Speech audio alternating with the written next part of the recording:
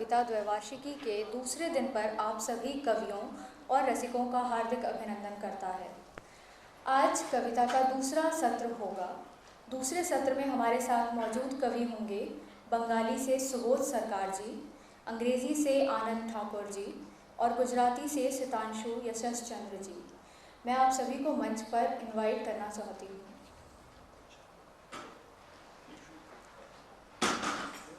से जान लेते हैं। इस सत्र के दूसरे कवि श्री सुबोध सरकार जी हैं। आप बांग्ला के जाने माने कवि, संपादक, निबंधकार व अनुवादक हैं। वर्तमान में आप कलकत्ता विश्वविद्यालय के सिटी कॉलेज में अंग्रेजी पढ़ाते हैं। आपको साहित्य अकादमी पुरस्कार से सम्मानित किया गया है। आपकी कृति है द्वपायन द्रारेर धारे।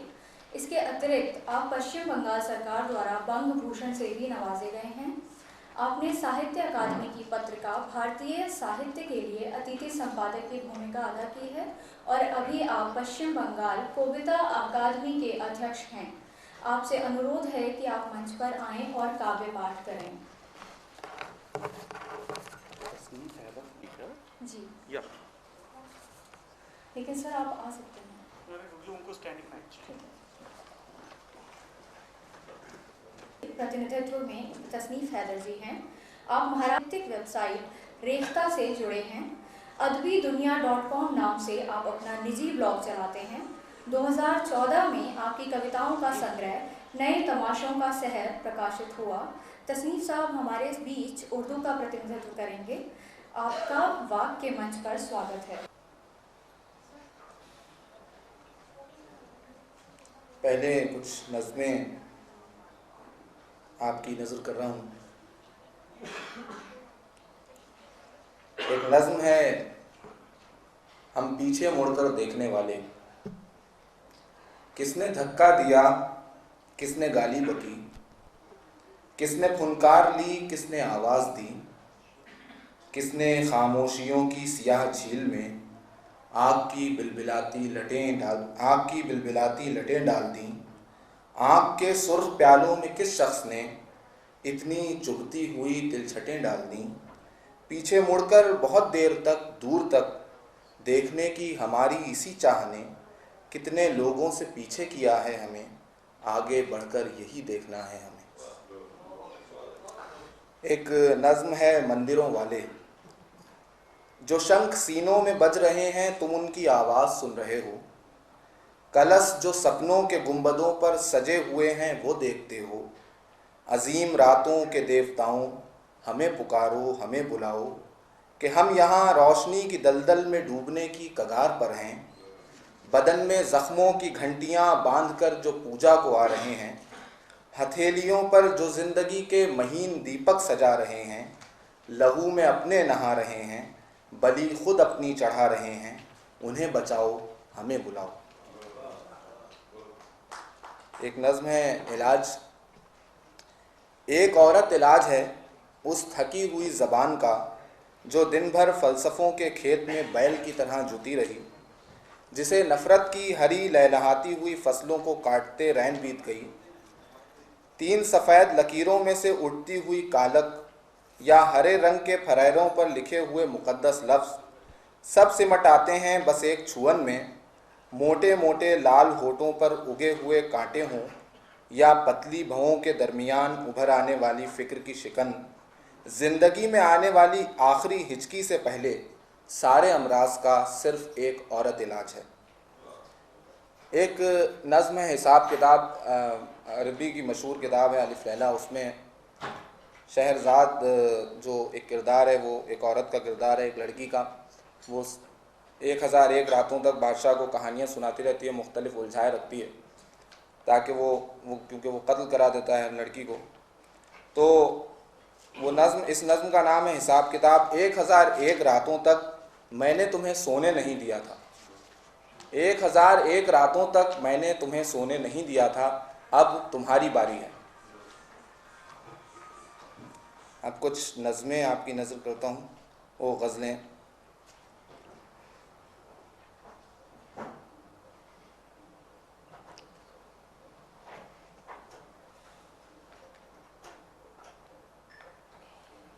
बुरी भली मैं तेरे जिस्म में गुजारता हूँ, बुरी भली मैं तेरे जिस्म में गुजारता हूँ, यहाँ से देश निकाला न हो तो बेहतर है, यहाँ से देश निकाला न हो तो बेहतर है। हमें कहाँ तय जुल्मत में घिर के रह जाएं, हमें कहाँ तय जुल्मत में घिर के रह जाएं, अब इस कदर भी उजाला न हो तो बेहतर है। और शेर हैं कुछ के, बात क्या है कि खुदा भूल गया है मुझको, बात क्या है कि खुदा भूल गया है मुझको, जैसे उसका कोई फेंका हुआ सामान हूँ मैं, जैसे उसका कोई फेंका हुआ सामान हूँ मैं, और जब भी जी चाहे मुझे चीर के रख देती है, जिंदगी क्या किसी वहशी का गरेबान हूँ मैं रास्ता हूँ सो मुझ पर से वो गुजरते हुए, बड़ी अदा से मुझे धूल धूल करता है, फिर उसके इश्क का दावा करूं तो कैसे करूं, मेरा बदन तो सभी को कबूल करता है, वो मुझको कर्ज में देता है एक रात अपनी, और उसके बाद कई दिन वसूल करता है। कुछ शेर हैं कि नहीं है उससे मुझे इश्क का यकीन शायद, गुमान है मगर आखिर गुमान कब तक है, इस एक जलती हुई बाढ़ पर लिए बंदूक, खड़ा हुआ फ़कत अल्लाह खान कब तक है, और अगर है भूख मुक़द्दर हमारी नस्लों का, तो फिर ज़मीन की छोटी सी नान कब तक है। और कुछ शेर ये हैं कि पानी हूँ तो और ज़रा हरियाली करके देखूँगा, नीली खामोशी में सब कुछ खाली करके देखूँगा, तेरा बदन तो सिक्कों जैसा खूब उड़ाया है मैंने, तेरा बदन तो सिक्कों जैसा खूब उड़ाया है मैंने, अब इस दश्त में कुछ बरसों कंगाली करके देखूँगा, रोशन है वो कितना मेरे तन्हा सर्द अंधेरे में, रोशन है वो कितना मेरे तन्हा सर्द अंधेरे में, बुझने से पहले पूरी दीवाली करके देखूँगा, हूँ रेगे वक्त सो मुट्ठी से बस फिसल गया हूँ, तू लाख इससे ये समझे कि मैं बदल गया हूँ, हज़ार चांदनी तेरे बदन पे तारी हो, मगर मैं हिज्र की थोड़ी सियाही मल गया हूँ, खुदा का शुक्र अदा कर के हो गया हूँ अलग, वो हादसा हूँ जो गुज़रा नहीं हूँ टल गया हूँ, मेरी सिरिश्त में है बेवफाई बरसों से, सो अपना काम निकाला है और निकल गया हूँ।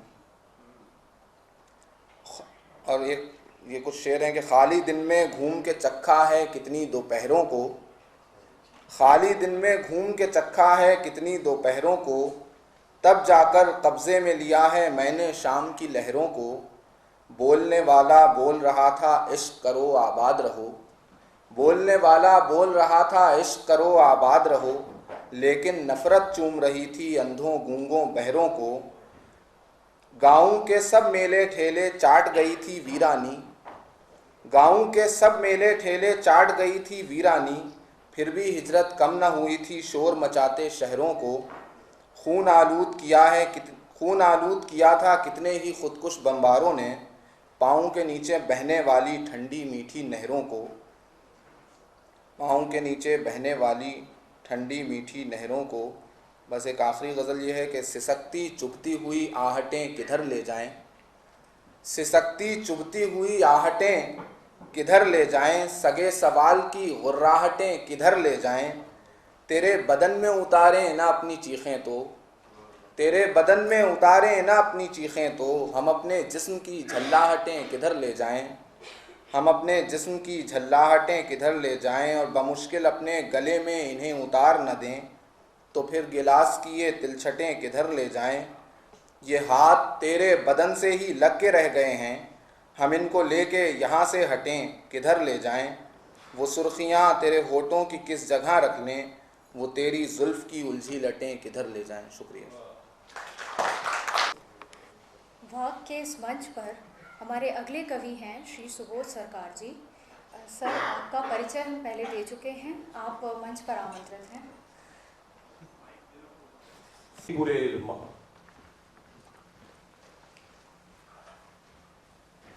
নগ্ন উঠে দাঁড়ালো আমার মণিপুরের মা, মায়ের দু চোখ থেকে চোখ পেয়েছি, আশির নখ ভাষা পেয়েছি, পেয়েছি সারে গামা। নগ্ন উঠে দাঁড়ালো আমার মণিপুরের মা। আর্মি জিপ চলে গগন তলে, आर्मी जी सारे जहां से बड़े। आर्मी जीपे मेয়েটি আজ নাই, आर्मी जीपे বোতাম খোলা চলে। ও মেয়ে যদি ফিরেও আসে ঘরে, ও মেয়ে যদি গগন তলে মরে, পুলিশ মুছে দিয়েছে তার নাম। বাড়ি কোথায়? ইম্ফলের বাইরে কোনো গ্রাম। এসব ঘটে রোজ। কোথায় কোন তরুণী পড়ে আছে, কোথায় তার অন্য বোন নিখোঁজ, শুধু তাদের চুনুরি ঝরে গেছে। কিন্তু আজ জুলাই মাসে হারালো বিপদ সীমা, উঠে দাঁড়ান নগ্ন হয়ে স্তন্যদায়িনীরা। পৃথিবী দেখ, মায়ের বুকে কখানো উপশিরা। কেমন লাগে নগ্ন হলে তোর নিজের মা? আসাম রাইফেলস যেই বন্ধ করে গেট, যেখানে আমি ছিলাম সেই মায়ের তলপেট। সেখান থেকে বেরিয়ে এলো এক গরম গঙ্গা। মণিপুরের মায়েরা দিল মাকে নতুন সংজ্ঞা। যেখানে আজ মায়েরা হাঁটে নগ্ন হয়ে মিছিলে, জলনায়ক স্থলনায়ক, তোমরা তখন কি করছিলে? ভাবছো নাকি তোমার মা আজও আছেন পরমা? পুড়ে গিয়েছেন, পুড়ে গিয়েছেন সব মায়ের মধ্যে থাকা নিজের সেই বড় মা।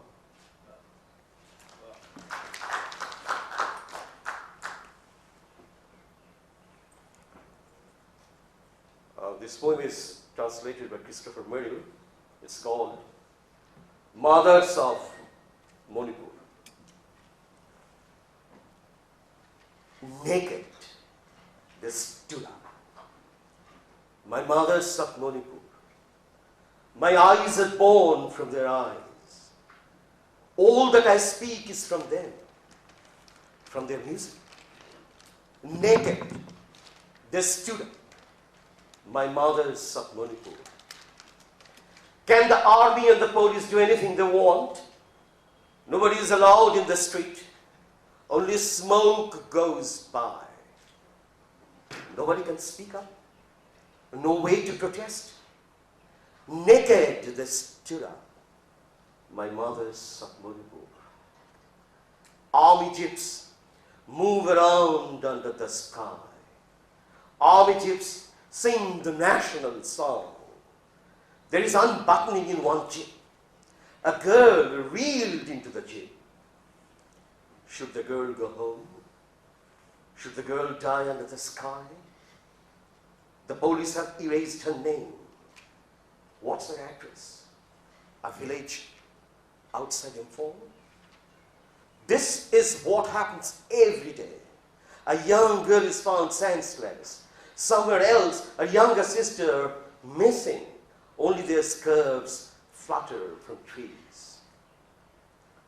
But in the month of July, the limit is past. Naked they stood up, the breast milk givers. Let the world watch the veins in their chest. How do you feel when you see your own mother naked? As Assam rifles shut down the gates, I feel as did I in the womb. I feel the river Ganga streaming out hot. The mothers of Manipur, redefined mothers. Where mothers walk naked in protest, colonels, commanders, what did you do? Do you think your mom still remains mom? She is burning. She is burning. She is burning inside every mother. A mother within a mother.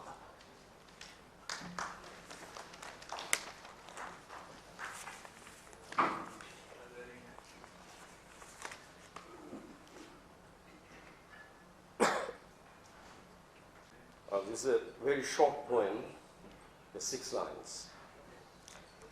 The poem is called A Moth in the Universe.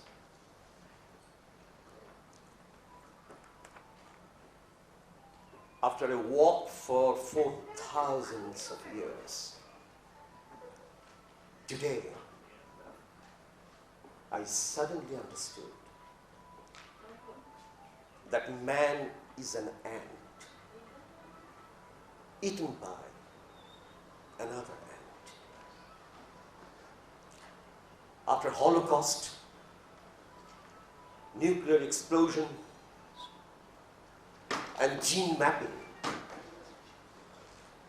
I realized, trust me, I realized man is a caterpillar. After love and lovemaking, malice and joy,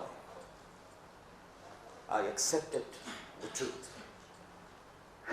that man is maximum as a moth in the universe, with the burden of another universe on its small head.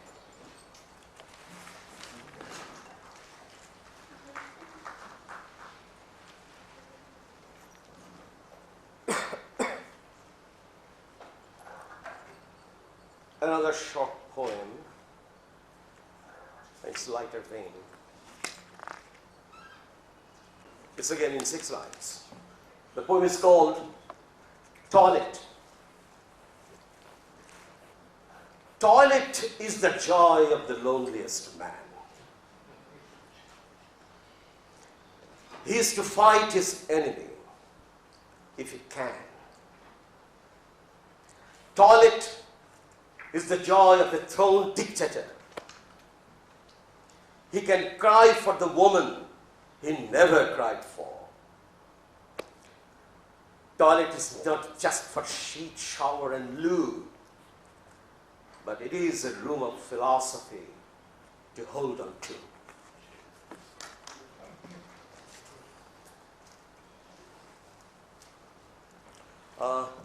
May I request Amrita Bera to read 2 of my Hindi translations, please? She has been translating my book.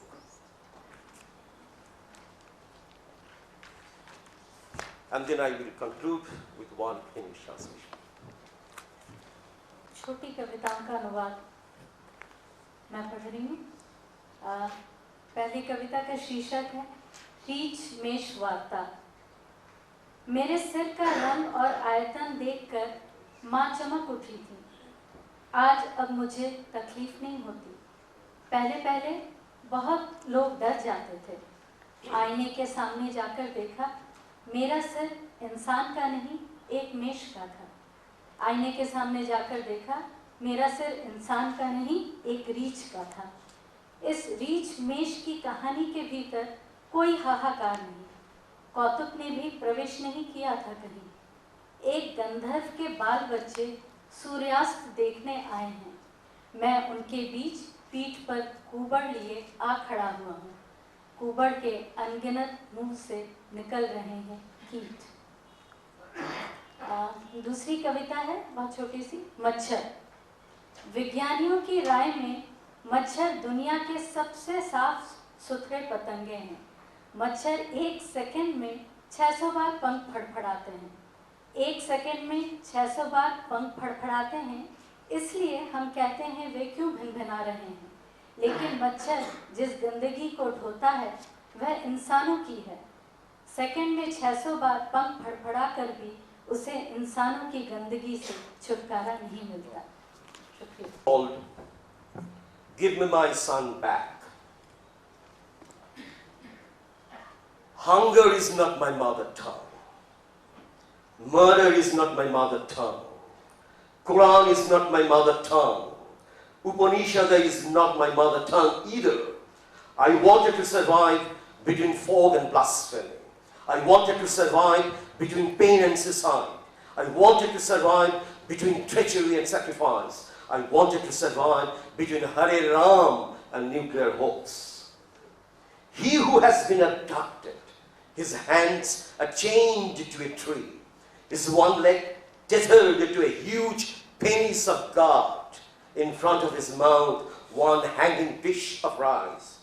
His stomach is the hungry basin of the Mediterranean, but he cannot eat. He feels he will vomit his first rice, not the kidnapped son, but 3 other boys, same age, are made to appear before the mother, fair, dark, and very dark. All the 3 faces are covered in black. The mother said, "Take away the covers." But one human voice spoke from the sky, "Let the state lay down their arms, and then we can uncover them." The mother said, "Why my son's face is kept secret? What has it done?" But the voice from the sky said, "If the state doesn't stop war, we cannot show you their faces." Is this son yours? No. Is this boy yours? No. Is it yours? No. Then which one is yours? If none of the 3 boys is your son, then you had no son at all. The mother didn't become you. Here is your son's hand. Take it. Here is his shirt. The state cannot return more than this of a son. Tens of thousands of mothers are sitting all over in Cuba's jungles, in the caves of Tibet, in China's monasteries, in Russia's metro coaches, in America's restaurants. They're all over from Kalingo down to Vidarbha. Mom, tell me please, how does it look? Fair, dark, very dark, or tall and handsome? Before it is light, before the cocks call, Mom is saying, "Give me my son back." At noon, Mom is waiting with a dish of rice. Between rice and a glass of water, Mom cries out, "Give me my son back." But neither before the sundown nor after, no son has ever returned. Thank you all. आप कवि होने के साथ साथ हिंदुस्तानी शास्त्रीय संगीत में भी रुचि रखते हैं, शास्त्रीय संगीत से जुड़े हैं। आपकी कविताएं, कविता और संगीत पर लिखे हुए आलोचनात्मक निबंध राष्ट्रीय और अंतर्राष्ट्रीय पत्रिकाओं में स्थान पाते हैं। आपकी काव्य रचनाओं के 3 संग्रह प्रकाशित हैं। वर्तमान में आप संगीतकारों को समर्पित क्षितिज नाम का समूह चलाते हैं। आपका कार्यक्रम में स्वागत है। The one poem I can quote from memory. It's about my ancestral house, which got sold for demolition some years ago. Chandri Villa. His name was Chandri, my grandfather once said, who was to live here but died of plague. Each of us fails in the end, but I was born in a house built for the dead. On the red gate they hammered his name with nails. 1919. These bougainvilleas have grown since then. The dead leave us, leaving no trails. Deep in the banyan grove at Chandri Villa, a secret sense of loss prevails. And the very stillness of these trees carries me past an April long dead, newly strewn with banyan leaves. Thick roots dangle above my head. ancient, knotted roots I cannot untangle, till I am a child once again, though against my will, the wide grove closing its arms as if to kill.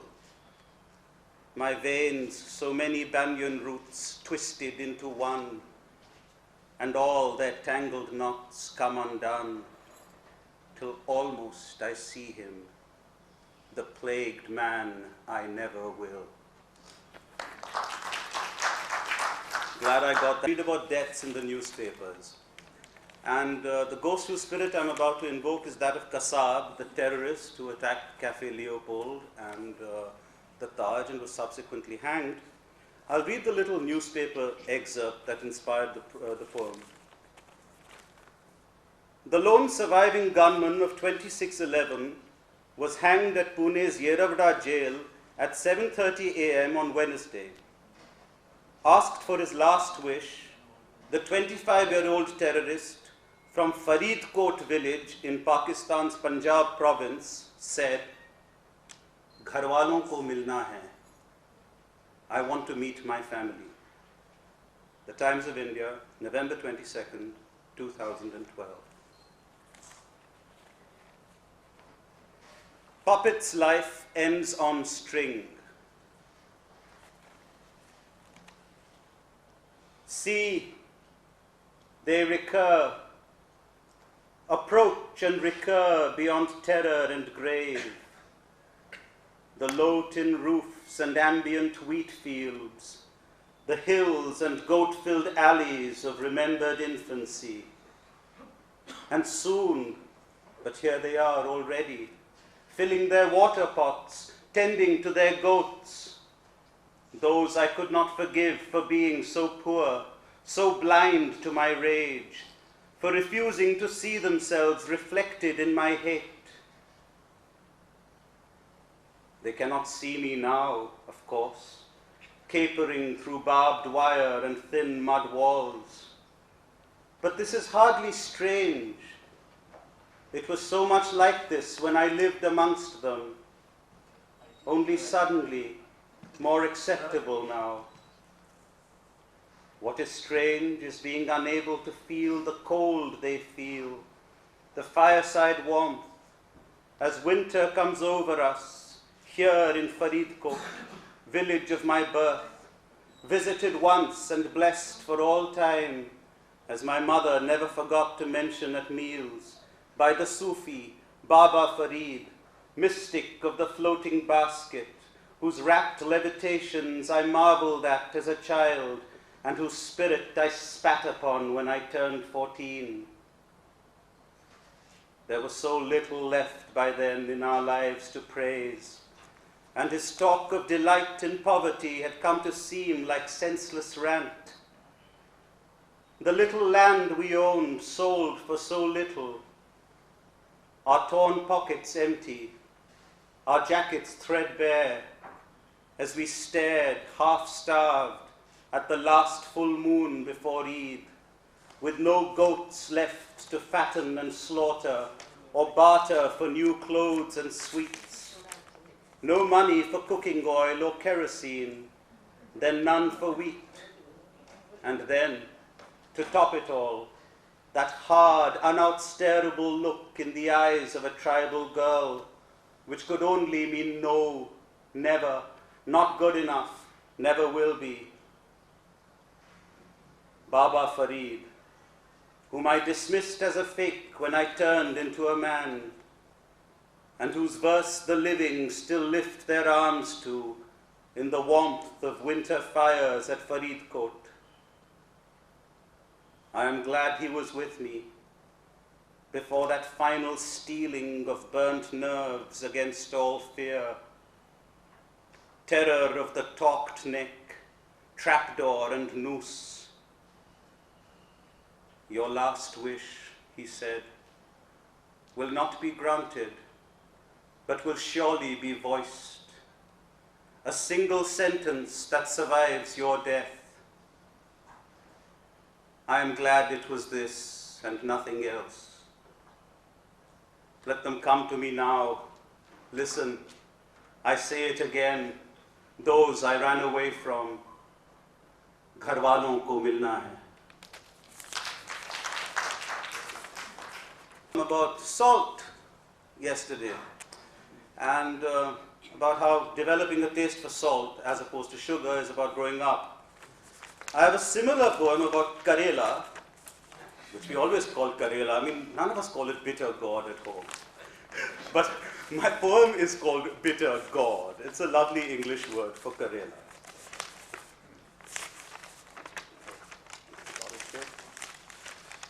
Oh dear.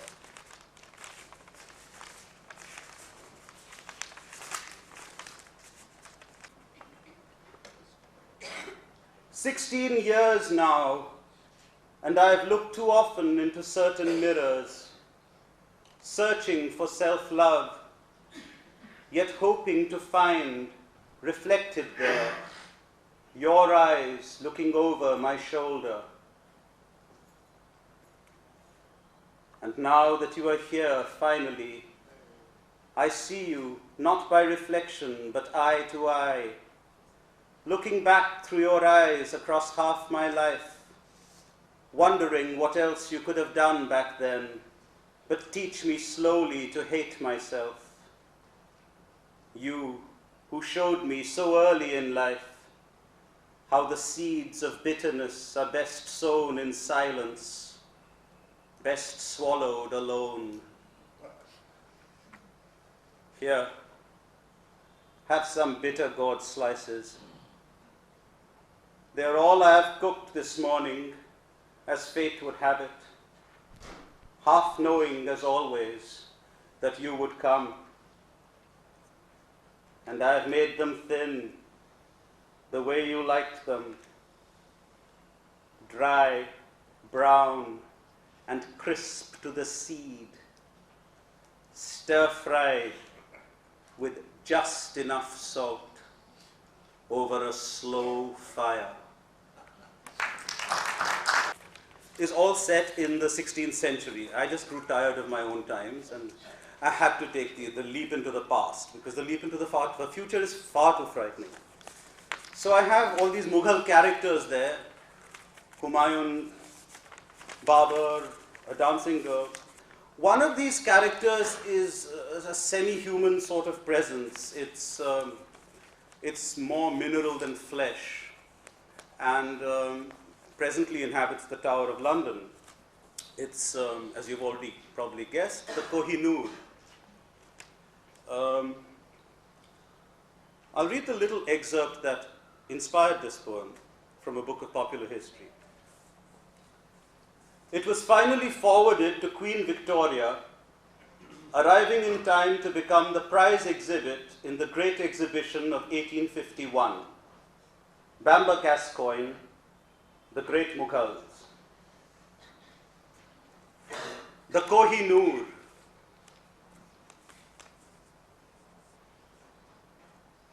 Here, in this tower, bound by gold clamps to thin walls of gold,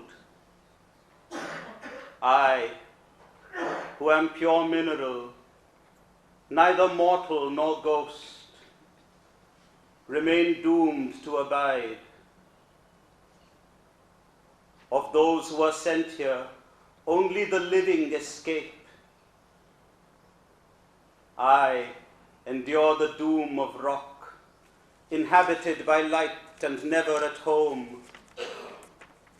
No, never, never for a minute since I was taken from the stomach of this earth, except perhaps through the week I dreamed unguarded, unpraised and unpossessed in the waistcoat pocket of a British lieutenant who thought me worthless. Most men who held me beheld only what I showed them, and I saw much that their pride could not begin to see. Though monarch and vassal alike, minion and minister, eunuch and page, cupbearer, concubine, courtesan and queen, only rarely guessed that I was watching. I have seen too many blindings, too many tremblings of oil lamps in mirrored paternal halls usurped by the young, the banishment of music, and the nervous weaving of recalcitrant cotton where fountains had leaped and the peacock once danced, too many orgies, too much opium, and too much penitence, too many depraved flailings in the courtyards of mosques, and self-assured mastectomies of prurient goddesses by incensed, believing hands, to be moved or repulsed, intrigued or deceived. These things I have seen, and seen myself too often now in the sculpted faces of mute attendants, while ailing emperors clung to me in their slumber, then woke before death, envious of my transparence, but unaware of my gaze, staring right through me with opiate eyes, or eyes vermilion with wine.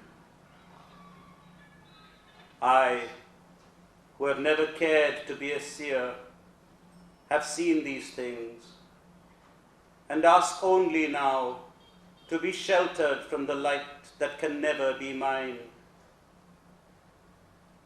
Return me to the mines. Carry me back to the dark that scorned me. Thank you. जी, आपने कविताओं और नाटकों के माध्यम से गुजराती साहित्य को समृद्ध किया है। आप साहित्य अकादमी पुरस्कार, राष्ट्रीय कबीर सम्मान, गंगाधर मेहर सम्मान, राष्ट्रीय सद्भावना पुरस्कार, गुजरात गौरव पुरस्कार से सम्मानित हैं। काव्य पाठ के लिए देश विदेश में आप शिरकत करते रहे हैं। वाक के मंच पर आपका स्वागत है। Some of these poems that I read today concern what to me is the basic capacity of Indians, that of quiet obstinacy and ability to take pain without submitting to it, conquering pain, like Gandhi in that South African Shamka, where he would just cling. So, I'll read the first poem in Gujarati and then its English translation. આ ઝાડ છે, ફૂલ ખર્યું, પાંદડા પડ્યા, ડાળીના ઝાંખરા, પણ ઝાડ છે. તારાઓથી ખીચોખીચ આકાશ એમની સામે જોતું નથી, ભલે પણ ઝાડ છે. ઋતુરાજ નથી, તોય કઠણ ભોયમાં કંઈક શોધે છે મૂળિયા. પાણી નથી, પણ પાણીનો અર્થ છે. ઝાડ તરસ્યું છે. લગભગ કશુંય નથી હાલ તરત ને બધુંય અભી હાલ છે. આ ઝાડ છે. A tree. The flowers, the leaves, all are gone. Rough and brittle are its branches. But the tree is there. The star-studded sky doesn't care to look this way. It is fine. The tree, yes, the tree is there. It is not springtime yet, and the roots often fumble, groping for something soft in the hard subsoil. There is no water here. Only a meaning of water lingers vaguely on, so long as the tree is thirsty. For now, there is almost nothing left here, and yet everything is right here now. The tree is here.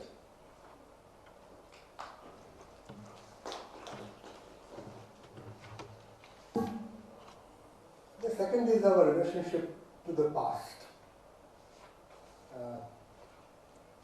I'll read Hindi translation of a Gujarati poem. परदादी और मैं। आज सवेरे सपने में मेरे घर मेरे परदादा आए। आज सवेरे सपने में मेरे घर मेरे परदादा आए। पगड़ी, खेस, जनेऊ, पीताम्बर, खड़ाऊ, साथ में परदादी थी। साड़ी मेरी माँ जैसी। फोटो वोटो तो उसका देखा नहीं था, उनके जमाने में कैमरा ही कहाँ था। लेकिन सपना मेरा था, सो मैं पहचान गया। दादी तो बोली भी कि ये वही घर है। दादी तो बोली भी कि ये वही घर है। पर दादा ने कहा, क्या भरोसा। मैंने कहा ना, तुम भीतर चलो। दादी उसी स्वर में बोली। दादा अंदर आए, लेकिन मुझे सामने देख टिकटिकी लगाए रहे। अबे तू कौन? मैंने नाम बतलाया पूरा। कुल नाम तो वही है। दादा रुक गए। मेरी cap, wind cheater, phone, spot shoes पर ऊपर से नीचे नजर घुमाकर, शर्ट के भीतर पंजा घुसाकर टटोली बिना जनेऊ की छाती। उन्होंने कहा, मुझे नहीं, दादी को, ये वो नहीं है। दादी चुपचाप मेरे घर में घूम आई। कहने लगी, मुझे नहीं, दादा को, ये वही है, तुम्हारे पोते का पोता। दादा देखते रहे मुझे, क्या भरोसा जैसा करके। दादी सहज हंसकर बोली, मुझे इसके घर में घर जैसा लगता है। और दादा मुझसे पूछने लगे, मुझे पहचाना बच्चे? मैं तो कब का उनको जान गया था, पर मानो निश्चित करने के लिए पूछता हूं। ऐसे दादी से पूछा मैंने, दादी, दादा ही है ना? दादी हंस पड़ी, बिल्कुल मेरी माँ जैसी। सुबह जब जागा, मेरे घर में मुझे ज्यादा घर जैसा लगा।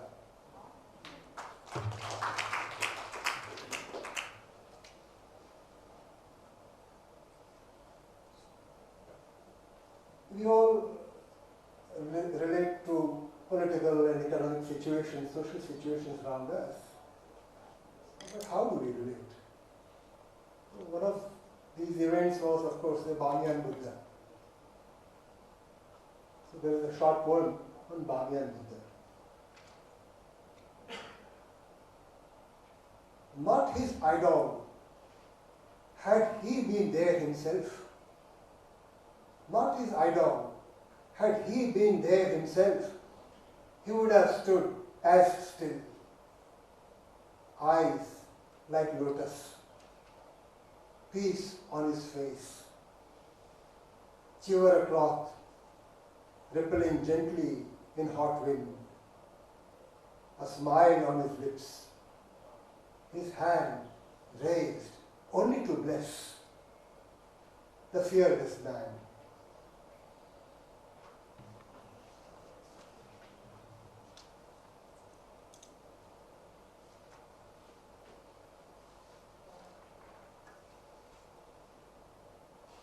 Another poem.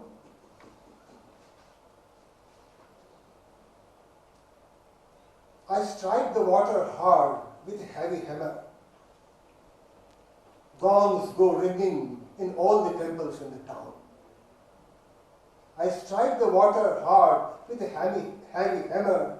Gongs go ringing in all the temples in the town. There is a Haveli, though somewhere not too far. It leads you clean across the town and always beyond if you went looking for it.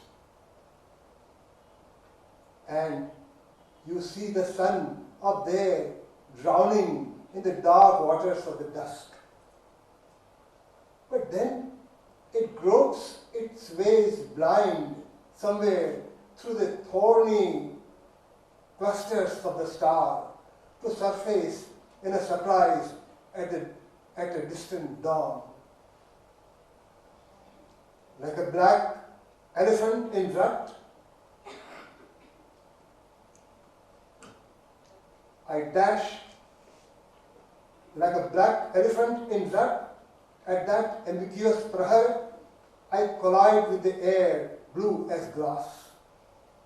It opens up with a creak of heavy door of a tall and large gate, and gongs go ringing in every temple across the town.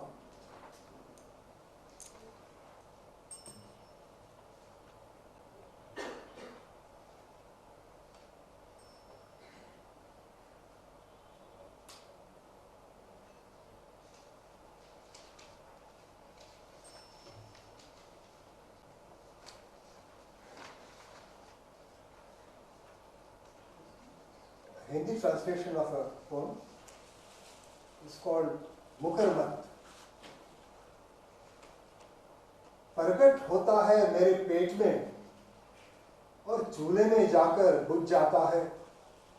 अगन दे ये मुकरमत। देर रात दिखाई देता है मेरे घर की घास फूस के छप्पर पर, और बड़ी सुबह रफू चक्कर हो जाता है मेरे जमते हुए लहू में से। अगन दे ये मुकरमत। पत्तों, तिनकों, रुई सबका जुगाड़ कर कोई चंचल चिड़िया बना लेती है छोटा सा सलामत नीड, और रखती है अपना नया अंडा। क्यों भाग दौड़कर कल शाम के कोने में मैंने रखा था तुम्हें एक अलाव के अदने से घोंसले में, एक नए बड़े कुछ लाल रंग की लकीरों वाले सफेद अंडे सा। और ये मदरात की गजर बजी न बजी तब तुम तो यूं निकले बाहर अंदर से अंडा फोड़कर, और यूं उड़ पड़े धुओं की दूसर आंखें फैलाकर दूर दूर तक आकाश में। अगन दे तेरे और मेरे बीच दूरी बढ़ती जा रही है। मेरे छप्पर पर भले ही भबक उठे तू किसी के भड़काने से, पर मेरे दिल में भी दहक तू। मेरी पसलियों में पंख पसार, आ इधर आ अगन दे यो मुकरमत। हमारे सरकारी स्कूल के वो मास्टर जी शरीफे खरीदने आए थे। कहते थे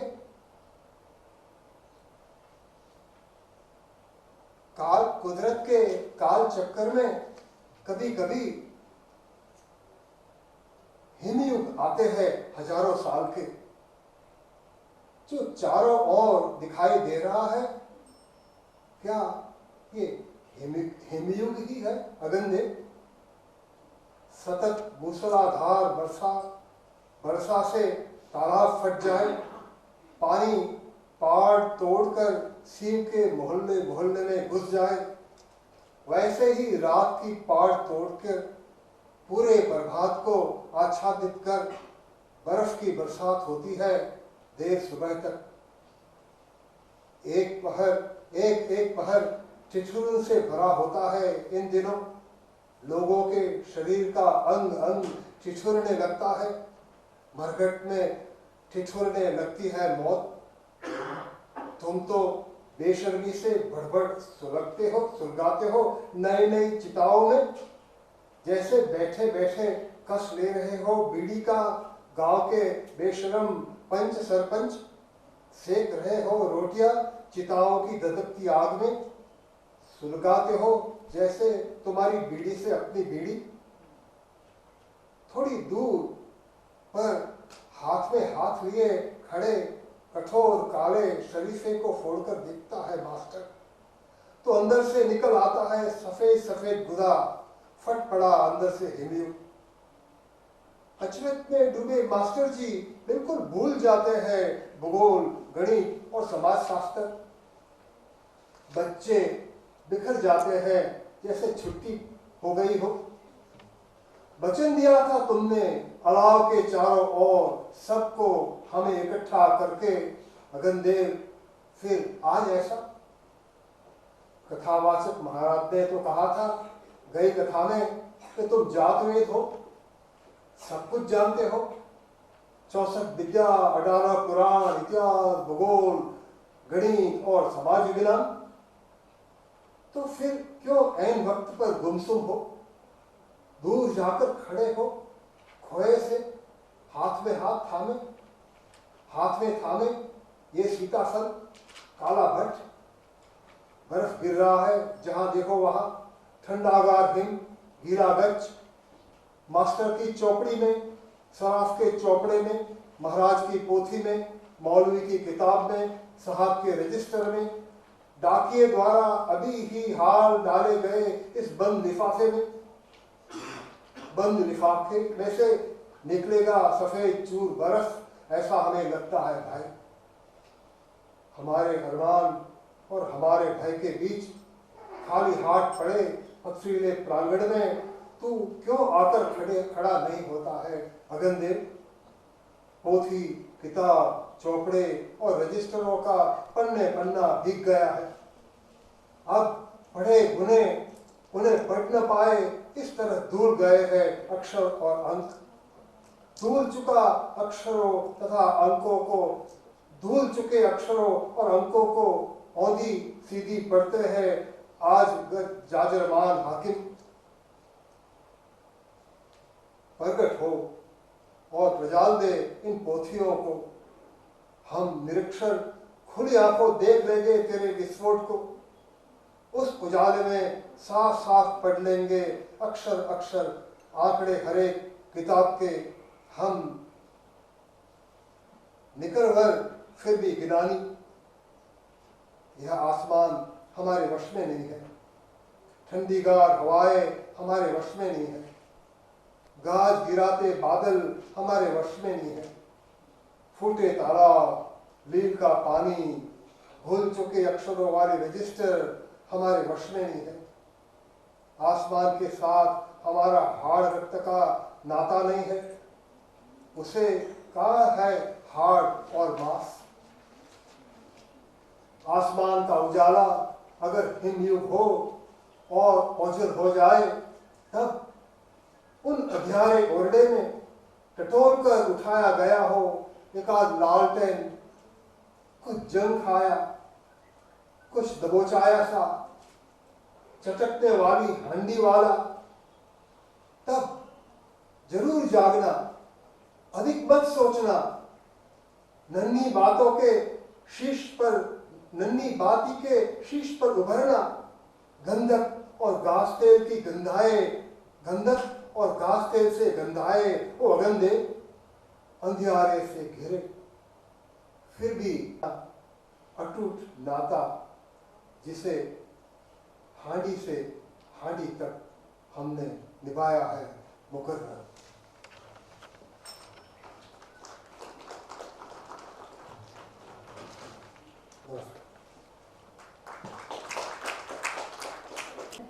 इस सत्र में परिचर्चा होगी कविता और स्मृति पर।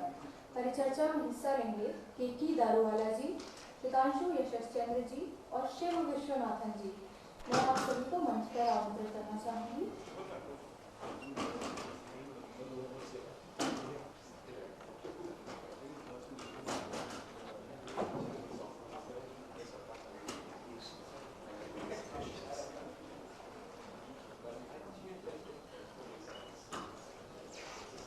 Part of the VAK, we have 3 sessions of panel discussion.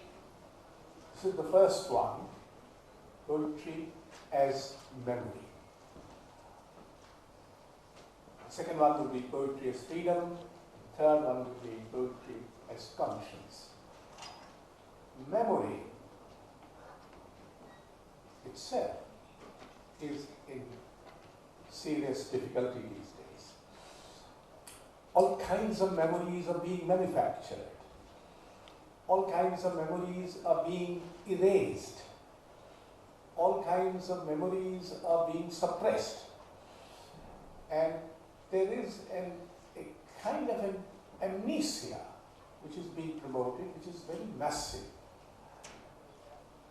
And the argument sometimes is, no, that's all over. Let's forget about it. We believe that poetry is a genre of memory. It reminds you, particularly in such times, and it rehabilitates memory. It is not forget and forgive. It is a struggle against forgetting, but it also tells you to forgive, but after remembering.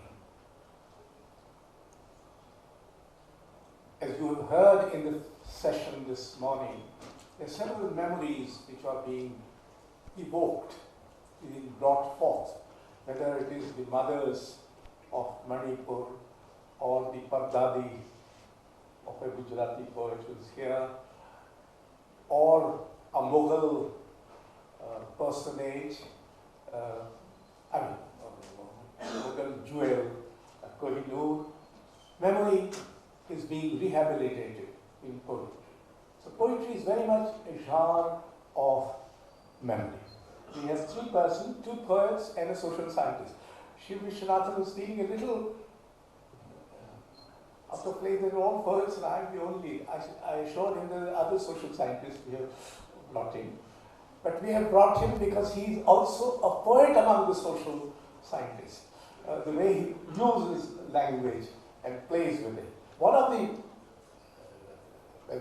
say, important features of poetry is that it also plays with memory. There's a certain playfulness, which is not really so new to us. We have played, we have Leela, we have played with the Brahma, all kinds of things.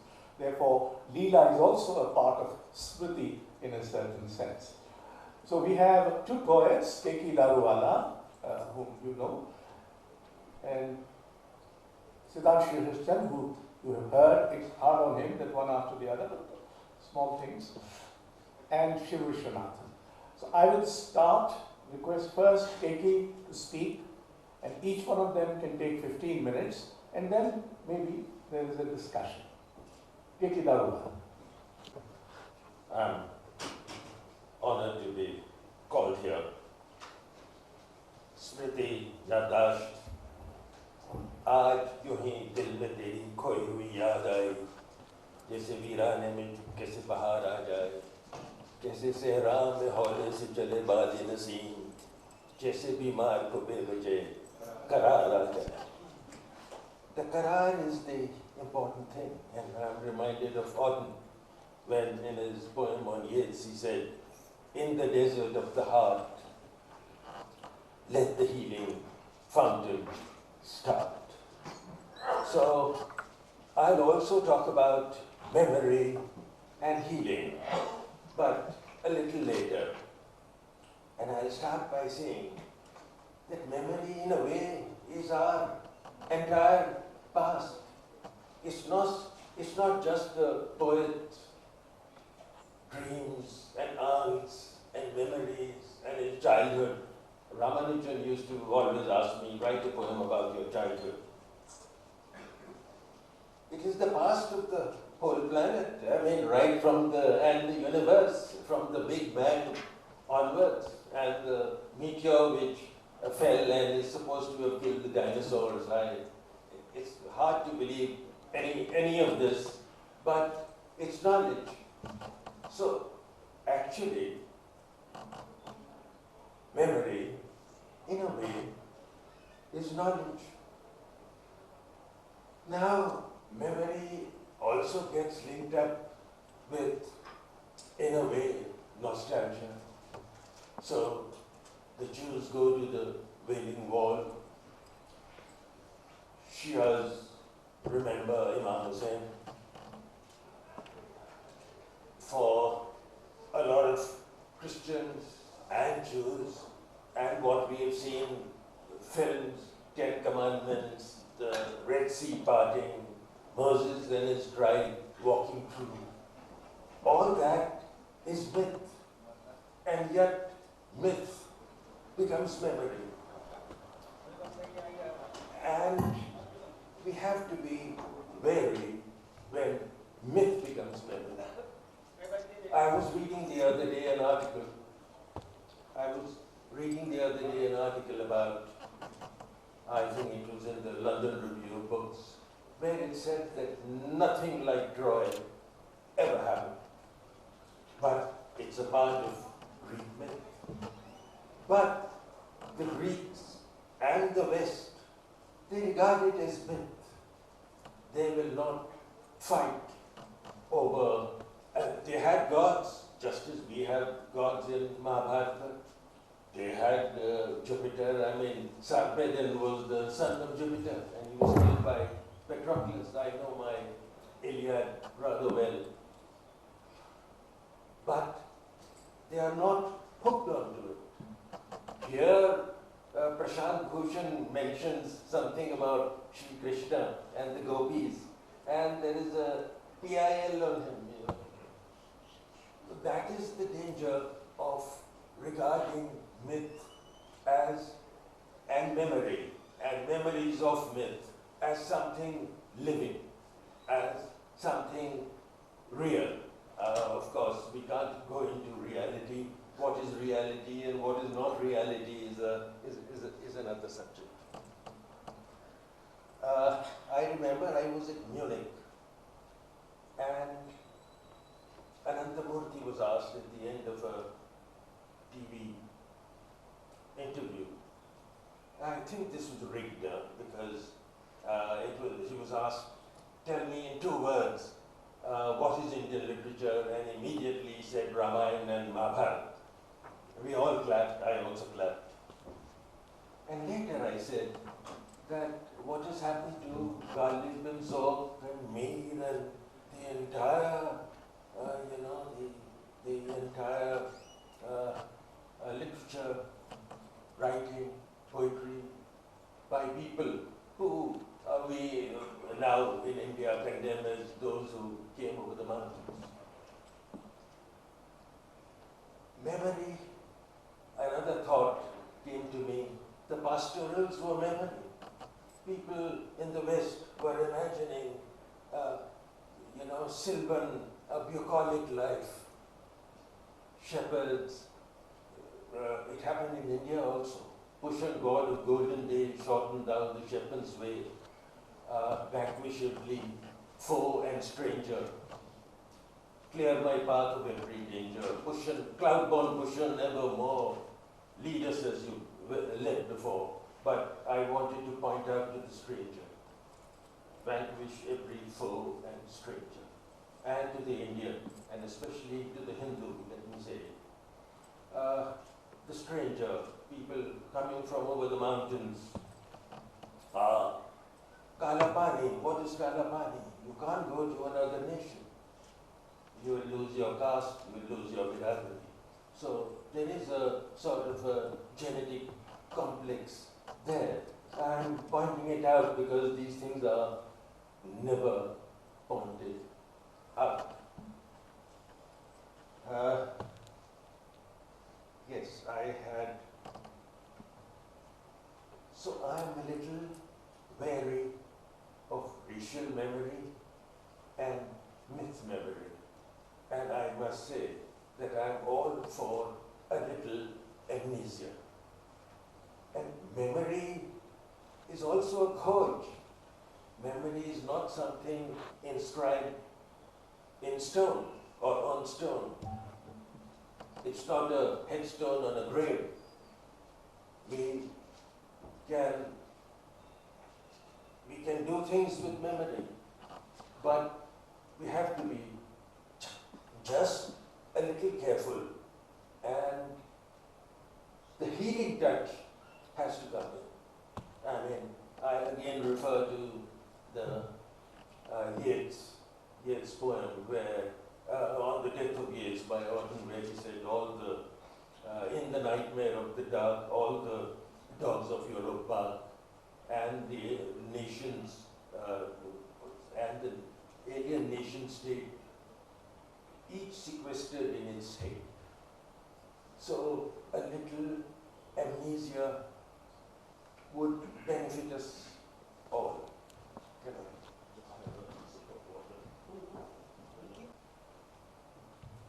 A little, you know, it's only in the last 40 or 50 years people started going back to the roots.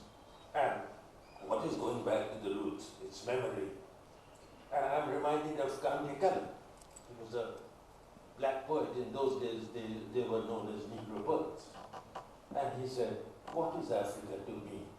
Copper sun or scarlet sea? Jungle star, jungle track, strong bronze men or regal black. From the woman from whose loins I sprang, when the birds of Eden sang, their nostalgia creeps in sometimes. Now 3 centuries removed from the scenes my fathers loved. Copper sun, cinnamon tree, what is Africa to me? So, and literature changes. Kumau Brathwaite, who used to write as Edward Brathwaite once upon a time. He was here at the Valmiki Festival in 1985. And then I read with him in London and Bristol and all over England. He wrote an entire poem on Africa and his roots in Africa. So I would suggest a little healing should come in when we talk of memory. And the darker side of memory, we should start now forgetting. Otherwise, we'll be always slaves to the kind of historic memory which people are thrusting on us, especially today. Especially today, that kind of philosophy is being, pressed down upon us. And one last thing. Anna Kamienska, she was a Polish poet. She died in 1986. And she was asked, why don't people like poetry? Poland is Ashok would know much more about it. He has been with all the greatest poets of Poland, some of them are the greatest poets of the world, Milosz and the others. And she said, and I'm quoting her, people don't like poetry in Poland. Why is that? Perhaps in part because we link poetry with slavery. We used it to compensate for what we had lost in the century of subjugation. And I find on the grapevine there is talk of subjugation in India and subjugation for so many centuries, firstly under the British and then from people who came across. I mean, that is why even history is changing. And it's so simple. The aliens never came across the mountains because there is a sort of anger being churned up against people who came across the mountains. And so the North Indians, the aliens never drove the Dravidians south. The North Indians and the aliens lived in the north. The Dravidians and the South Indians rose and lived in the south. History couldn't be simpler, ladies and gentlemen. So, in the end, I would urge that memory is fine, but we shouldn't take myth as something written on stone, and we should treat myth and mythology as mythology. Thank you very much. But I think sometimes you need to be out of place to start a quarrel, especially with a group of poets. In fact, I was remembering George Steiner's words when he said about a literary critic. He said, every time a literary critic sees a a great poet or writer, he sees behind him the eunuch shadow. And he says, I'd have rather written a paragraph of Dostoevsky than a book on criticism. Literature critics at least are lucky. Sociologists are worse. They're bad storytellers. They're terrible poets. But I think that very position of being outcast in language makes them difficult people. And today I'd like to quarrel with Kekidara. That's the only tribute I can give him. I want to first of all say, myth is not false memory. Any study of anthropology will show you that actually it's an alternative way of constructing science. In fact, if you look at it carefully, if you read Levi-Strauss' mythologies, the great moments of music begin in the West only when myth dies. So I think this idea of the historicity of myth is something we have to give up. Because I think the history that haunts us destroys memory. When I watch a poet, I think my favorite sociological poets are Borges and Octavio Paz. And Borges has, I think, a tremendous sense where he shows that it's only memory that allows you to see man as double. He says, every time I get up in the morning, I have to reconcile myself to the pantheism of sleep. When you are asleep, you're all and many people. When you get up and look in the mirror, you realize you're only 1%. One man in one place in one city. And as Borges puts it, the great difficulty of every morning after a bout of memory is to reconcile yourself with who you are. And I think that is to me the beginning of the problematics of memory. At one level you can be poetic about memory. I remember someone talking to Anna Akhmatova, and they'd just come out of, her son had just come out of jail, and she catches Akhmatova's hands and says, do you remember this moment? Can you imagine this face? Can you write about it? Akhmatova says yes, and the stranger breaks into a tremendous smile and disappears. That captures memory. But I think the failure today is, poets are brilliant when it comes to memory as biography, memory as storytelling. But I think poets are silent when it comes to a theory of collective memory. Before the concentration camp, before Stalin, poetry is silent. I don't think poetry as language has still broken the myth of Stalin. For you worse, in India, I don't think you've broken the myth of Modi. History is still an official connivance of lies. And I think this is what we've got to confront. Because I think it's the problem of memory that destroys Western poetry. If you look at the concentration camp, if you look at all the writers who wrote on it, none of them would forgive. The problem is not forgetting. In fact, the beauty of the concentration camp, the pathos of the camp is the refusal to forgive. And more, the question is, the camp witness, the survival of the camp was not understood.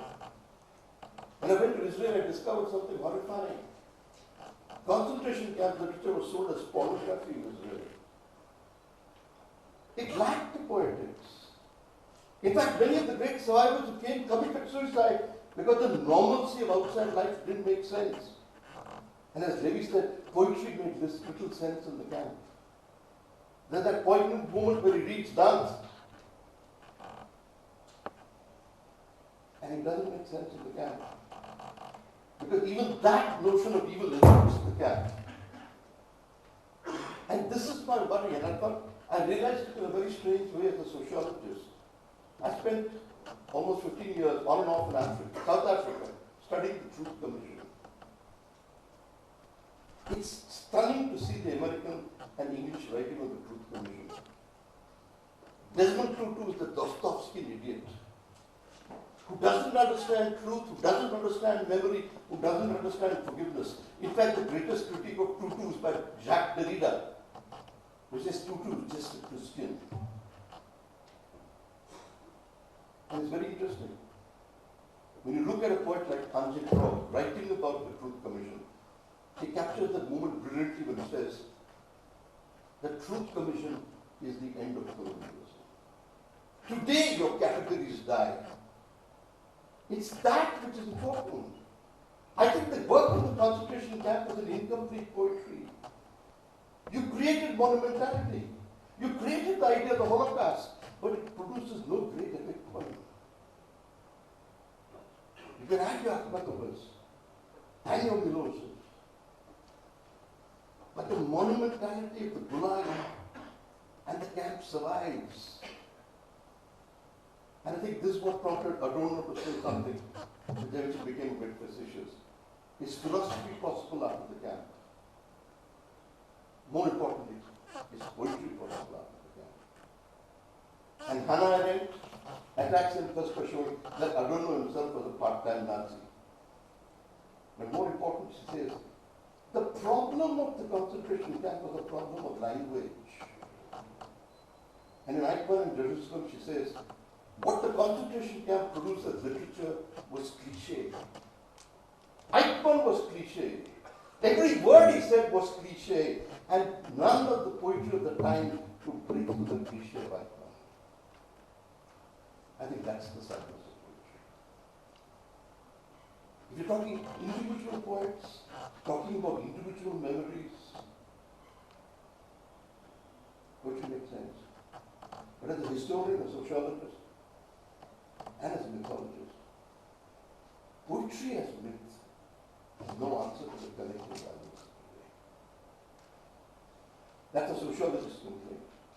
It might sound like a cleric's work or a clerical work, but I think deep down, the concentration camp and the very history of genocide of the 20th century says poetry has not invented a language to transcend the camps. Stalin still lives. And along with him, the lesser Stalins of our time, including the one closer home. Thank you. I'll not repeat what you have said, but continue with the issues. And the first thing that strikes me as I join this conversation is the way Indian literature used memory, modes of remembrance in the second millennium. Towards the end of the first millennium of the Common Era, ancient India more or less sort of came to one end, and from the beginning of the second millennium, 11th century to 19th century, Indian literature did something tremendous which is very relevant to what we have been discussing. It used memory as a metaphor. Gujarati poets, whom I know the most, they wrote poems after poems, long narrative poems or lyrics and on themes. See, Ramayana, Mahabharata and Bhagavad. Gali and everybody is okay. No problem with Gali. No need to crash the thing. But these writers wrote on the themes of Mahabharata, Ramayana, so Narakatha, for example, was written. What were they doing really? And why was India listening to them? Why was Gujarat listening to? When harsh historical realities, economic problems and so on, everything was there. So, according to us, they should have written about Muhammad Begro and things like that. They didn't do that, but what were they doing? These were the Indian poets. We can wish that they would write like some Western writers and so on. But Indians of that time accepted them as great poets. They remembered them for centuries. They made manuscripts out of them. They remembered, recited what was going on. What was going on was, as I said, using memory as a metaphor. They talked about Ravana and Ram fighting, Krishna demolishing one demon after the other, Shakrasur and Bakasur and so on.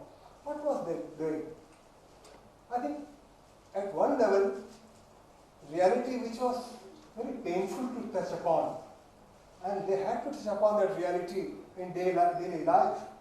So they created a layer of language on that harsh, difficult, painful reality.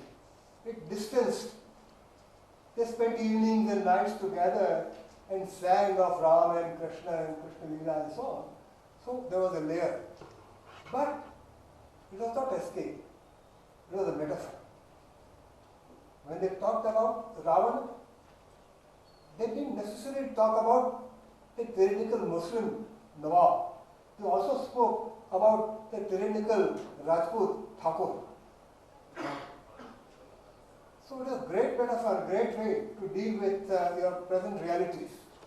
And if you look at these poems from 11th century to about 19th century, you understand why India listened to these poems in all the different languages.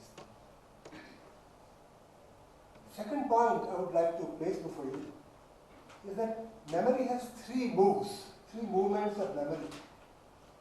One is that it takes the present into the past. That is one way of remembering. You remember and you forget the present time. The second is to drag the past into the present. Let's not be either masochistic or sadistic. I think, so this is the third point I'm presenting a little later, but let me mention it. That when one of the discourses takes our present into the past, and the other discourse brings the past into the present, and we are not able to experience the fullness of our time. One is a masochistic way of the colonial powers have taught us so much, and especially the English-speaking intelligentsia is still, in the say of the colonial mentality of how bad we are. We always find something very bad about us, and we feel so satisfied that now we are true intellects. So that masochistic way of memory, dragging from the past and saying that, oh, these are the various bad things that we have done, so how bad we are. Second is the sadistic, and that is a result of that. That all those things were done to us, now is our time. Unless we give up the masochistic mode of discourse, we will not be able to handle the sadistic mode of discourse. So these are the two moves of. There is a third move of memory, where you bring the momentum of the past into the present, and you produce such an energy from the past by memory, select memory, mythical memory, absolutely, without any wish to be for this old historism, which is most different now, but which is there in our universities. But bring in, through memory, the dynamism of the past and bring it to the present, so that memory is not memory of the past, memory is a pathway to the future. I think great 19th century literature, Indian literature, did exactly that. In fact, the great 19th century mode of expression, not only literature, but other modes of using Indian languages, not English, but using Gujarati and Marathi and Bangla and Assamese and other languages, did this, that it generated a momentum. Kanhaiya Munshi, for example, in Gujarati, he evoked, without running down anyone, without going into this masochistic or sadistic mode, Kanhaiya Munshi simply presented great characters from the past. He selected them and permitted us, without becoming vengeful, to exist as greater Gujaratis. I mean, what is wrong with it? If I want to be, a very strong Gujarati, if I want to be assertive Gujarati, what is wrong with it? But how do I assert myself? That is the issue. So, Kanyalam Munshi selected those sages who believed in putting things together rather than pulling things apart. But metaphorically, that is the point. Because the moment you say it discursively, you take side that you were the ones who destroyed the temple first, and then, of course, you were the ones who destroyed the mosque later on. It becomes a very self-destructive discourse. But to come back, to use memory as metaphor, it permits you. There is space in it. Reader could be active, and there is a difference between myth and history. See, history, as I understand, makes you very kind of survive to the discourse. Oh, the great historian has said this, all these facts and the figures are there, so all that you have to do is to submit to him, submit to the tyranny of history. And there are histories and histories. So you submit, some people submit to one tyranny and submit some others to another tyranny. And this discursive history is Krishnalal Mashuwala, Gandhi's great follower. He actually said in so many words that we must stop teaching history in our schools because it does no good. And he lived, in 1930s, 40s, 50s. So myth. So myth or metaphor, better still. Metaphors, because myths are created once, but metaphors could be created even now. Memory is metaphor. It makes the reader active. The metaphors have to be deconstructed by the reader. They are constructed by the writer in such a way that they could be deconstructed in many ways by the reader. To conclude, let me point out one giant concept of relating to facts in the past. That giant concept is called Anekantavad or Syadvad. Syadasti, Syadnasti. What a wonderful way of understanding reality in the past. And what a good way of understanding your own memory. Memory can play tricks, but it's good that it plays tricks. It gives you space.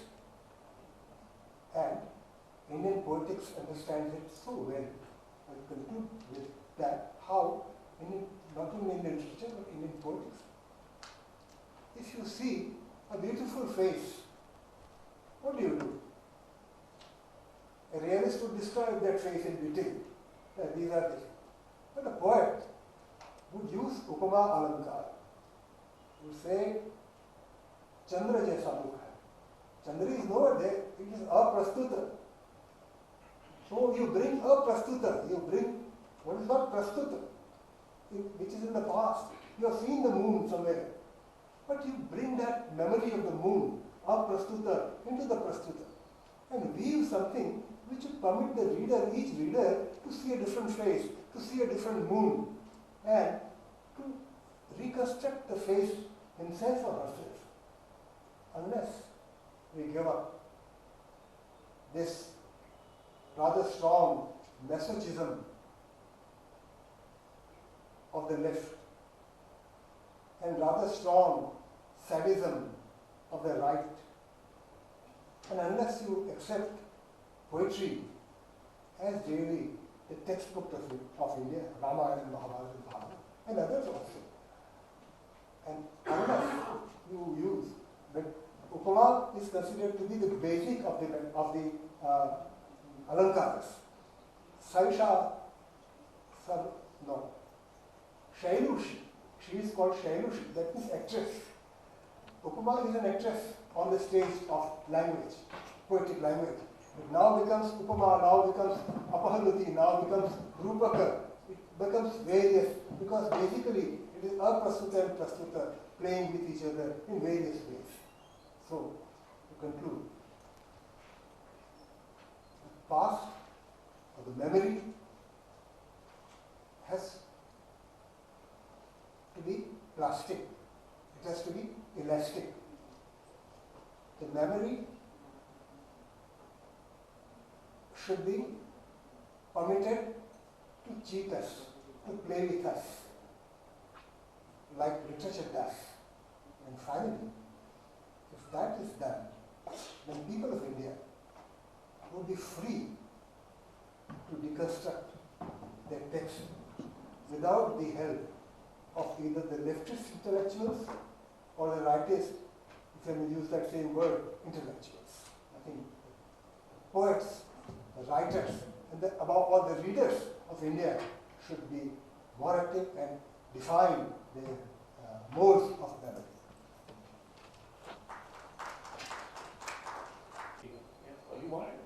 I would like to say something.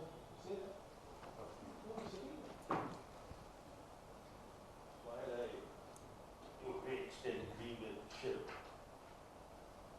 but there have been great words in the Holocaust.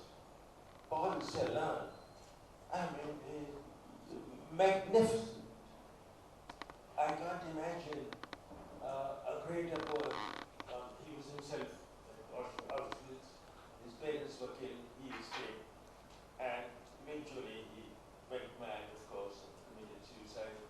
But that was a very great poem. Similarly, about slavery, you have these Caribbean poets who've done a very great job. I mean, slavery was as bad in a way. I mean, it lasted over some centuries. It was all as bad in a way as the Holocaust. Of course, the Holocaust meant 6 million or 6.5 million people killed. But there have been, Omeros itself is both on exploration on the seas, on the Caribbean life, and the undercurrent, the undertow of slavery also comes through that book, and he got the Nobel Prize for it.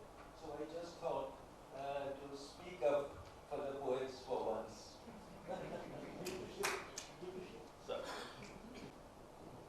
I'm a bit puzzled. Let me respond to both.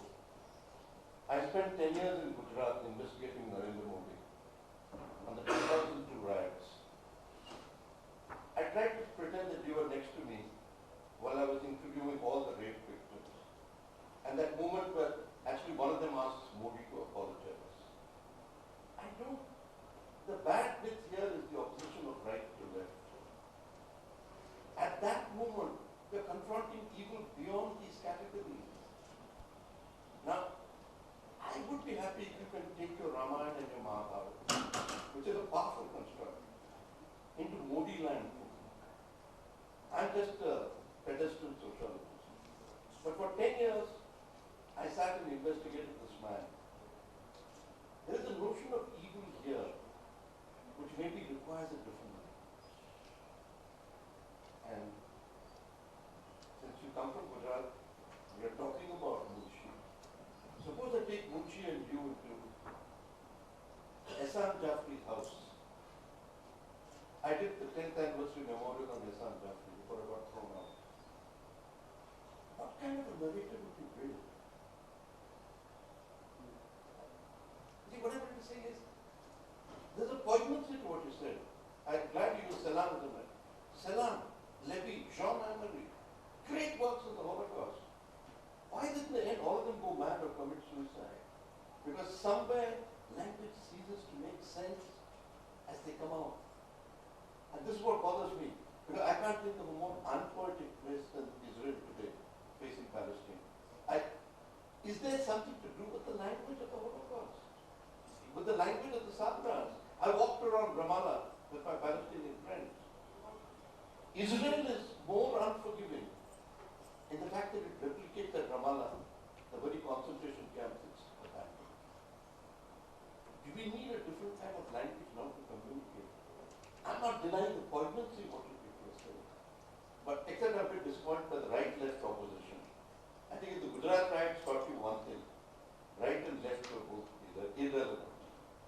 Because what you needed was a different kind of language and a different kind of memory. In fact, it's only when we tried to over-historicize 2002 that language failed us. Sorry. That's 10 years of my life, and somehow I want to pitch it against your sense of civilization.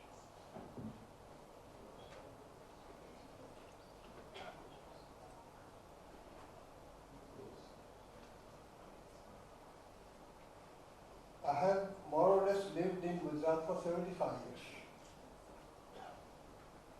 So my memory of Gujarat is there because this was an immediate event, but it also has other memories.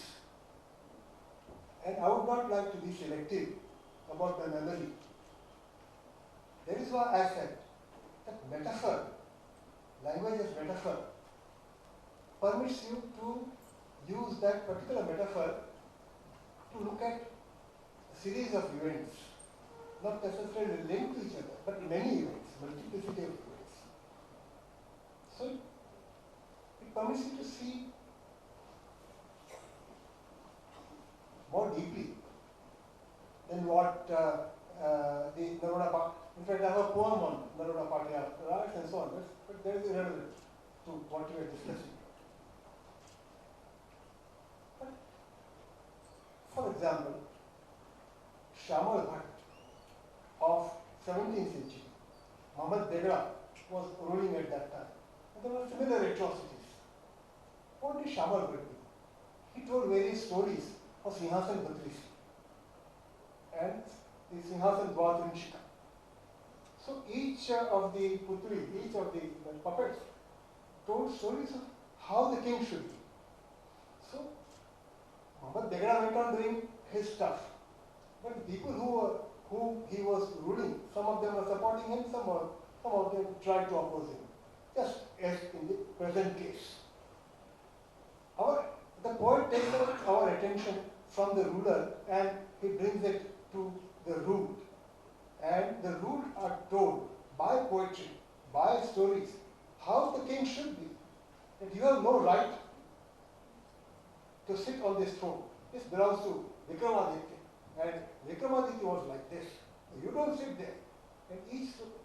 And for people of Gujarat to listen to those similar stories are being told in our own way today. Today we cannot tell Singhasan Dwadrinshika. But my point is that Singhasan Dwadrinshika was a metaphor, and the work of the writer is to produce metaphors which are applicable in many ways to situations, including the contemporary crisis in civilization.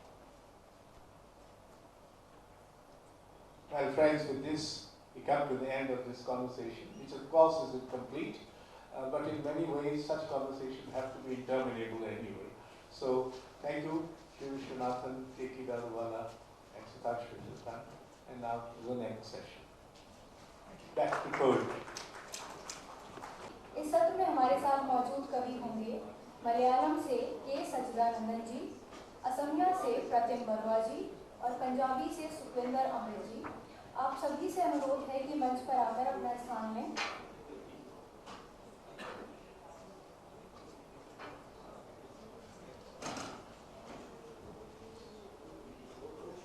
हमारा आपसे निवेदन है कि काव्य पाठ करते समय का ख्याल रखिएगा। हम अपने कवियों का परिचय आपसे करवाना चाहेंगे। इस सत्र के पहले कवि हैं के सच्चिदानंदन जी। आप मलयालम साहित्य के प्रसिद्ध आलोचक हैं और स्वतंत्र लेखन करते हैं। आपने अकादमिक जगत में बतौर संपादक, अनुवादक और नाट्य लेखक कई भूमिकाएं अदा की हैं। 1996 से 2006 तक आपने साहित्य अकादमी को बतौर कार्यकारी प्रमुख अपनी सेवाएं दी हैं। आपका लेखन ही आपकी पहचान है। अब तक 23 कविता संग्रह, विश्व कविता के 16 अनुवाद संकलन, 4 नाटक और निबंधों के 21 संग्रह प्रकाशित हो चुके हैं। आप अपने लेखन के लिए 5 केरला साहित्य अवार्ड अर्जित कर चुके हैं। आपका कार्यक्रम में स्वागत है। हम आपसे अनुरोध करते हैं कि आप मंच पर। Some sessions are a bit tricky because this is a session of hunger, and the next is going to be a session of sleep. So I'll confine myself to reading a few poems in English.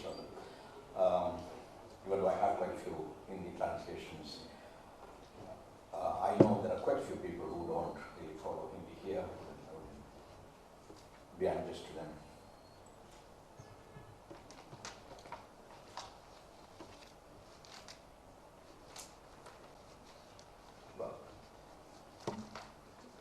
I'll read 1 or 2 older poems and maybe 2 or 3 newer ones.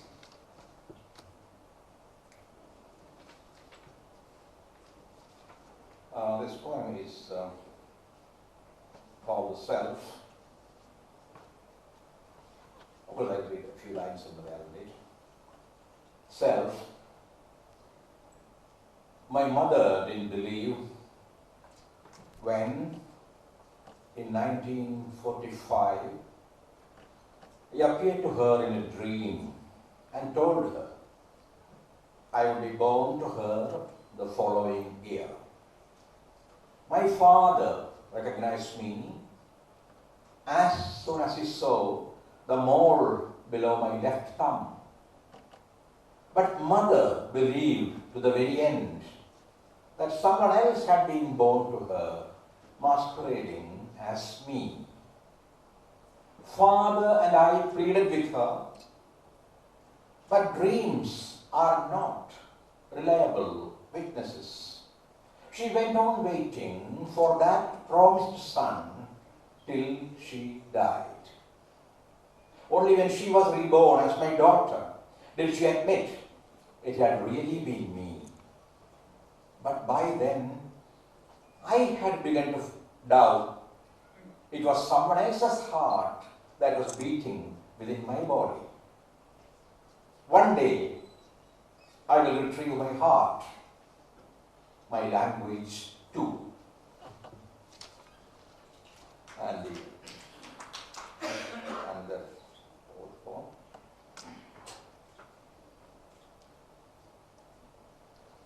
The mad. The mad have no caste nor religion. They transcend gender, live outside ideologies. We do not deserve their innocence. Their language is not of dreams but of another reality.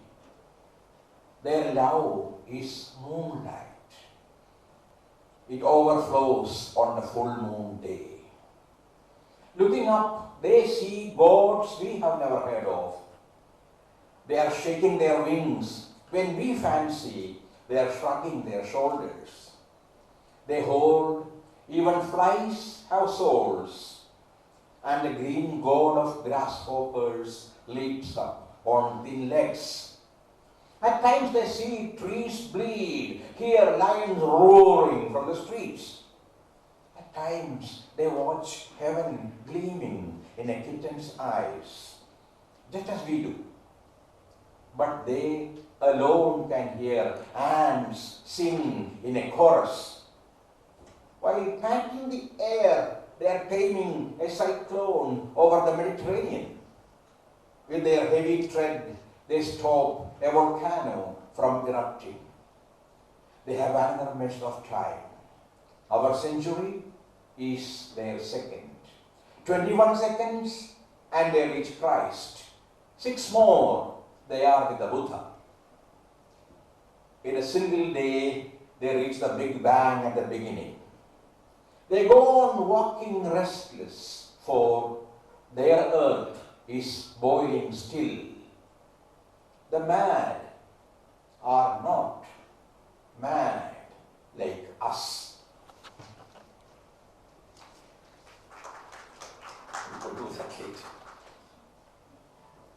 Whispers as a poem of love.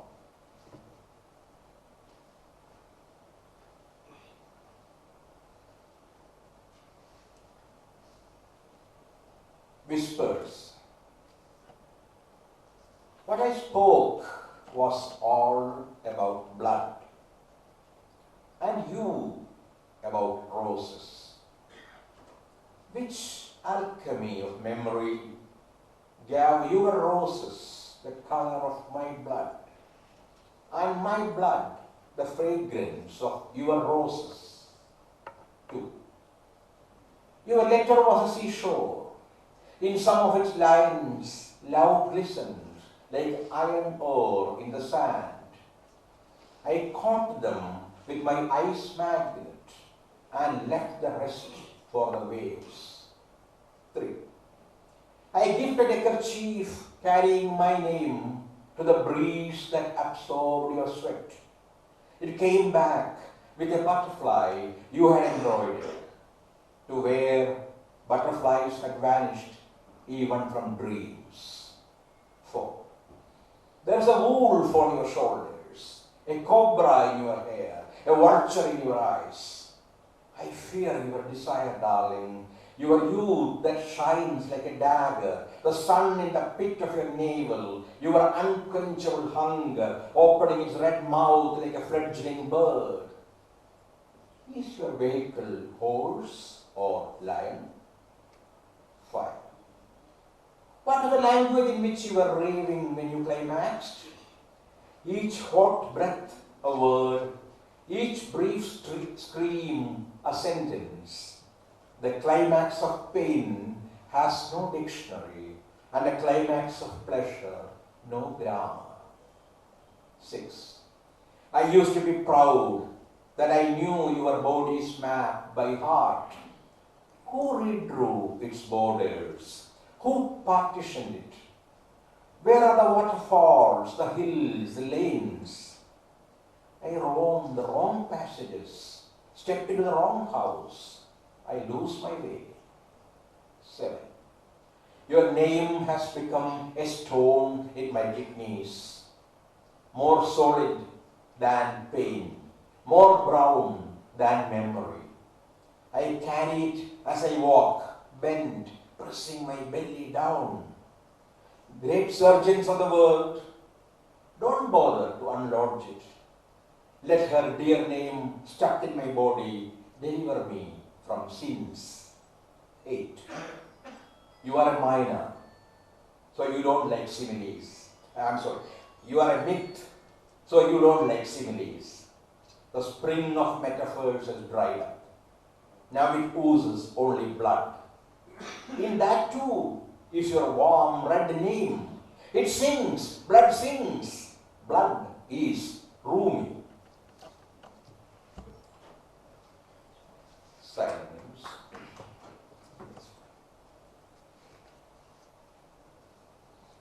This is dedicated to the memory of a Malayalam poet who died, who was younger to me. Well, he was a drunkard. He wandered around and he died, I think, on the street. The poem has some references to him, some of his lines, and the atmosphere of his poetry. Synonyms for A. Ayyappan, poet. To a green line walking unsteadily towards a canvas emptied of colors, I gave your name. To a breeze where the taste of no girl's lips lasts beyond an evening, I gave your name. To the map of a country coming into being only when a traveler sets foot on it, I gave your name. To the orphan's garden where no plant has roots and no flower a name, I gave your name. To the island of nymphs rising from the liquid chirpings of sparrows, I gave your name. To the incomplete idol made of slime, blood, arrack, and dream, I gave your name. To the bird that chose to sing from the burning bough, seeing that the past is chaos and the future deluge, I gave your name. To the notice of auction the street singer posted on the rusted door of heaven, I gave your name. To the lapwing that flew from the Sangam age to the bombed Iraq, I gave your name. To the alphabet of the future that flashed across the clouds like a white Persian horse, I gave your name. To the fourth door of hell from which the serpent came with the tempting fruit, I gave your name. To the nameless tune that descended from the rainbow, wondering whether it was Ghalib's ghazal or Lorca's ballad, I gave your name. To the numbness of the mother cooking dinner for her son long dead in war, I gave your name. To the angel of the slums who descended on the sex workers' street with prayers for its mothers and stars for its children, I gave your name. to the mixed festive scent of the new cloth memories, sweat and jasmines emerging from the opened box of the dead beloved. I gave your name. I gave your name to the post office in the desert, to the grammar of grass, to the string missing in every sitar, to the melody that beat the singer to death, to the thorn's memory of spring, to God who forgot to sign the Declaration of Equality. I gave your name to the innocent's blood spreading on the hangman's request for pardon, to the freedom dreams of the unclaimed corpses of Kashmir, to the hunger of the slain tribal that can no more be quenched, the storm's thoughts about turning into flowers, the sad grain's thoughts about turning into butterflies, the hood that a tree failed to have to raise against its feller, the journeys of the worlds through different doors into silence. To these transient towers of words that the mortals build with pride, to death's scholarly eminence that sits in the cosmic library in coat and shoes, striking off with black ink each word he has read. I gave my name to you.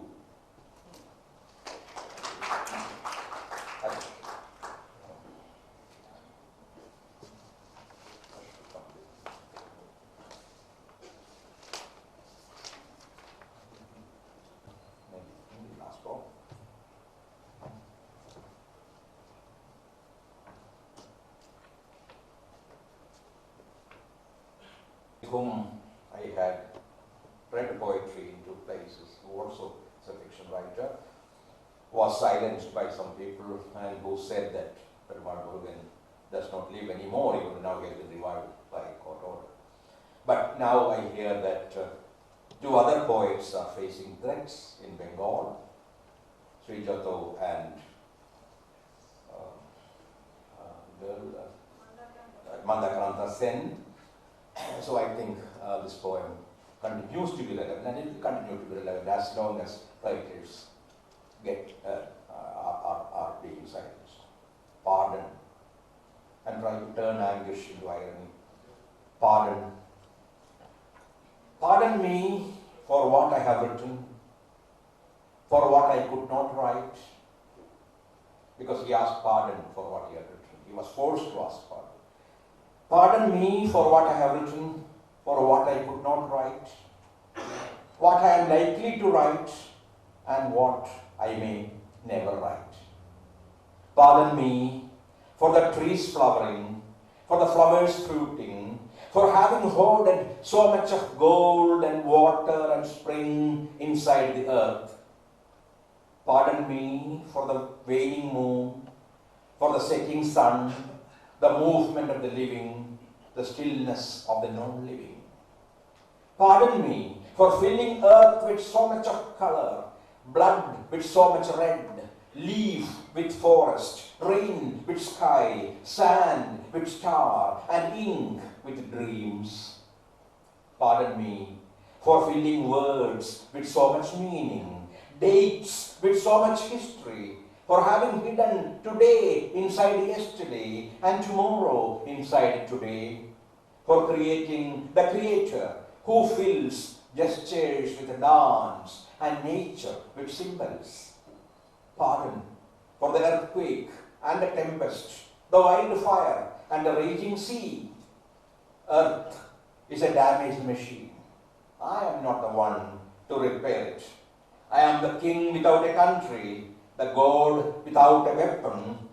I am playing on name Perumal. Murugan, Perumal means the emperor, and Murugan is the one who has a lance as a weapon. I am the king without a country, the god without a weapon, life without a tongue. Invent a god that doesn't ask for your head. Invent the fearless man. Invent language, alphabet,